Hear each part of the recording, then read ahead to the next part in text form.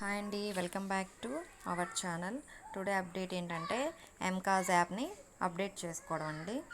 దానికి మనం ఏం చేయాలంటే మన ఏపీ గవర్నమెంట్ ఇచ్చిన రెడ్మీ 8A ఫోన్ ఉంది కదండి, దానిలో ఎంకాజ్ యాప్ అనేది మనం సింక్రనైజ్ చేసుకోవడం. ఇప్పుడు ఇది వర్షన్ 1.8లో ఉందండి.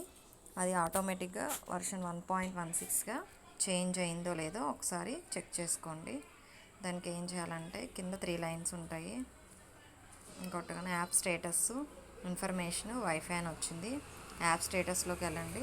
ఇదిగోండి, ఆల్రెడీ నాది అప్డేట్ అయిపోయి ఉంది. వర్షన్ 1.16లోకి చేంజ్ అయిన తర్వాత బ్యాక్ వచ్చేసి సింక్రనైజ్ చేసుకుంటూ ఉండండి. అలా అయిందో లేదో మీరు అందరూ ఒకసారి చెక్ చేసుకోండి. దీనివల్ల ఏంటంటే మన యాప్స్ అనేవి స్లో అవ్వకుండా ఉంటాయి.